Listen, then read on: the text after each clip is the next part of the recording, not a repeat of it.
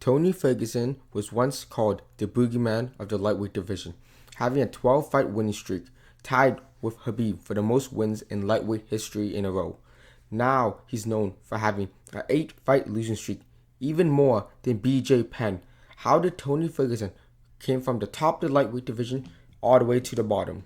In Tony's legendary 12-fight winning streak, he was known for beating people like Rafael dos Sanchez, Anthony Pettis, Kevin Lee, Cowboy Cerrone, and Edson Barboza. How did you come from beating those killers to losing to someone like Paddy Pimblett? What made it so hard to fight Tony Ferguson was how unusually large he was. He had really long arms and huge hands. He had a 76.5-inch reach, which is larger than the average lightweight. The average lightweight has a 71-inch reach. His reach was equal to a light heavyweight. What made Tony Ferguson so different was the way he fought. Tony Ferguson with those spinning elbows, knees. He had probably the best elbow and knee game in the UFC history. He would throw front kicks. Because of his long hand, he'd just throw the jab and it would land. Switching stance. He threw sand at his opponents. That's pretty funny. And yeah, he's really athletic. Prime Tony was probably one of the most athletic people. He didn't have good fundamentals, but he was just so fast, athletic, and strong. When he was in his prime, he thought Edson Barboza. As soon as the bell rang, he closed the distance. It was a high-paced fight when it just started. 20 seconds in, he went for a straight ankle lock or a heel hook from an Imanari roll. He didn't get the submission, but however, he was down in the bottom. Barboza was on top, and he was throwing hammer fists and elbows. You don't understand. This was the first time I've seen anyone be on the bottom and do more damage, cutting up Barboza like crazy from the bottom. When the ref forced them both to stand back up, Tony did the same thing he did in the beginning of the round. He put the pressure, chased Barboza down, throwing jabs, right hand, kicks to stomach, elbows. Those long hands of his really did do him a favor. Tony was throwing shots in weird angles, really creative. He's a hard guy to fight, he's a hard guy to study for. And then the round ended. Good round for both fighters, but in the favor of Tony. Second round started, even more pressure by Tony. He started chasing Barboza down, throwing that jab, low kick combo. He was landing a jab by will because of his reach. His arms were so much longer than everyone else. He's landing a jab, front kick to the stomach, and eventually setting up that beautiful elbow to the head. Barboza started leaking out of his head, but then he took Tony down. As soon as he took Tony down, Tony was throwing punches, elbows from the back. Barboza had nowhere safe. Taking him down was not an option. He was taking Tony down. Nothing happened. They stood back up. When they both stood back up, Tony kept landing the shots, the elbows, the punches. Barboza did a spinning heel kick. Tony saw it coming, ducked under, then disengaged from Barboza. That was a beautiful dodge read by Tony. After that, Barboza was frustrated by not being able to get Tony, so he went for a double leg. Tony defended the double. Then he went for a dust choke. I'm not kidding. This is the fastest dust choke I've ever seen. He grabbed it, squeezed it in tight, and he finished Barboza. When Tony fought RDA, the fight was in elevation. So it was a 5-round, 5-minute fight. Assuming it's in elevation, you would assume Tony's pace would slow down. No, it didn't. Tony's pace was the same in the beginning of the fight as the end of the fight. He was throwing the jab, the low kick, the body kick like he always does. Around round 4, he hit a beautiful elbow across RDA's eyebrow, and it started bleeding down. As soon as Tony smelled blood, he did not let RDA off the hook. He was going out, trying to finish RDA. In the end, it was a unanimous decision for Tony. Tony just defeated a former champion in RDA.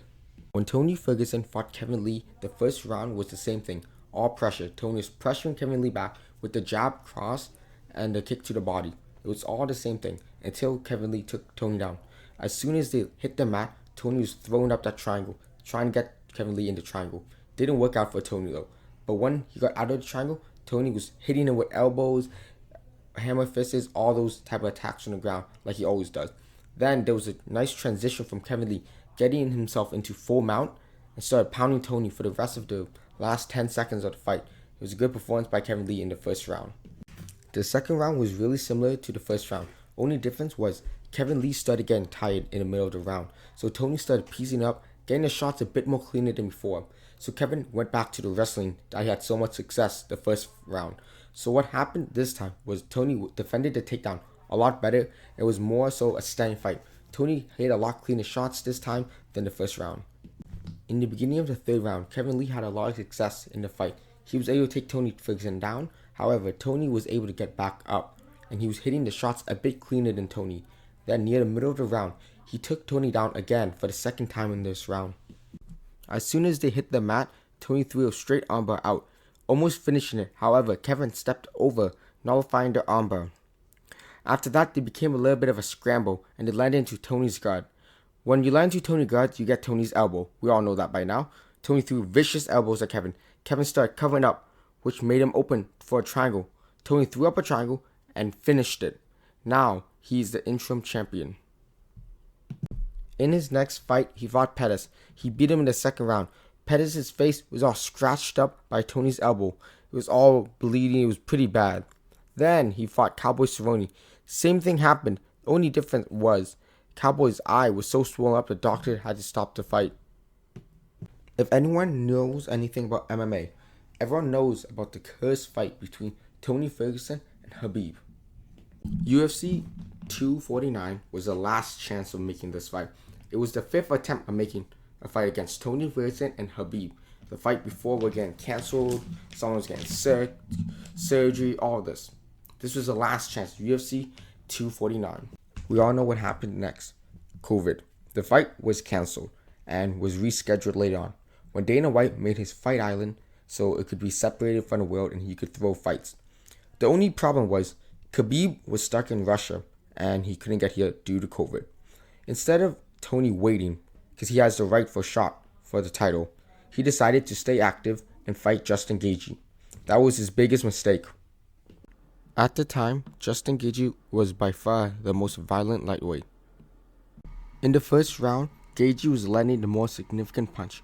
However, he was loading up the punch, so Tony was able to avoid a lot of the punches from hitting. The second round was really similar to the first round. Gaethje was still getting the better in the exchanges.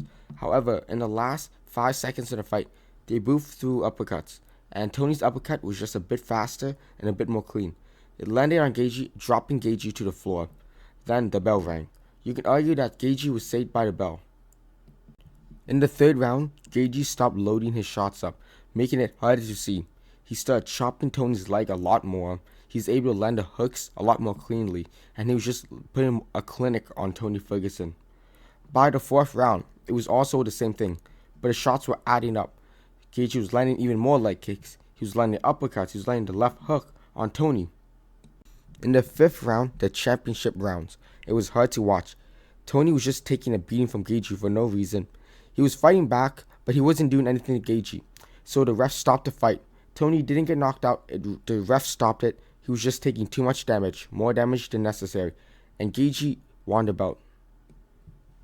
After that devastating loss to Justin Gaethje, Tony Ferguson was booked to fight future Hall of Famer and lightweight GOAT Charles Oliveira. In the fight with Charles, Tony just got outclassed. His grappling was not on point. Oliveira was just outclassing him in everything. The striking, the grappling, putting Tony in armbar, breaking his arm. Tony didn't tap. Just a crazy fight. Looking back, that was Charles Oliveira, but at the time we didn't know how good he actually was. When Tony fought Beneil Dariush, you could clearly see a speed difference. Tony wasn't as creative in that fight, and he just didn't look the same. Beneil Dariush outclassed him as well, as like Charles Oliveira, putting him in a heel hook. However, Tony did not tap. He just fought through the pain and just fought through the rest of the fight, and lost unanimously to Beneil Dariush as well. In Tony's 8-fight losing streak, he's never been knocked out clean but once, when he fought the most powerful lightweight there's ever been, Michael Chandler. In the second round, Michael Chandler front kicked Tony and knocked him out clean. I mean clean out. Tony was laying down like a dead corpse. You can see a slow-mo, Tony's face crumpling up like an old man. But in the first round, Tony was doing really good. He dropped Chandler, couldn't finish Chandler on the ground. Chandler took him down. You seen the old Tony elbows. He was elbowing him from the ground, and the round ended, and Tony couldn't finish Chandler. And we all know what happened in the second round. He got knocked clean out. And I think this is where Tony should have retired. But Tony's one of those fighters who are too tough for their own good. After the knockout loss to Michael Chandler, Tony just didn't look the same. He looked sloppier, a lot older. You could tell that he took a lot of damage from that knockout. He fought Nate Diaz next, and it was just two guys fighting. Diaz wasn't in his prime, so it just looked like a retro fight we should have had years ago. And it was an entertaining fight. Tony got submitted by Nate Diaz. In his next fight, he fought Bobby Green, and he looked slow in that fight. In the first round, he did drop Bobby Green. After that, there was no success by Tony. Bobby Green was landing by will on Tony, and in the second and third round, it was just a striking clinic by Bobby. Tony had no success for the rest of the fight, and he got submitted by Bobby Green. I believe it was Bobby Green's first submission victory in the UFC. Tony Ferguson pulled out the big guns, David Goggins. Everyone knows David Goggins by "You can't hurt me, son. Who's gonna carry the boats?" This was Tony's last chance. He put out the only hope he had, David Goggins, and he lost to Paddy Pimblett by unanimous decision. Tony, everyone's begging Tony Ferguson to retire at this point, but we all know Tony, he won't retire. A few weeks ago, Tony fought Michael Chiesa, and he got his back taken and got choked out in the first round by rear naked choke, and that was it. In the post-fight interview, Tony put down one glove, hinting at a retirement, and if this is the best we're going to get from Tony Ferguson, I'm going to count this as a retirement for Tony Ferguson. Tony Ferguson was just unlucky he didn't get to even fight for the Undisputed title. He was the interim champion at one point, but never got to touch Undisputed Gold. I've never heard of a fighter who had a 12-fight win streak not get a title shot. Ridiculous. It comes back to the old saying, Tony Ferguson was the prince who never got to become the king. If you like this video, subscribe, comment down below, like the video, subscribe so you get notification for all videos coming in the future, and comment down any video ideas that you might like.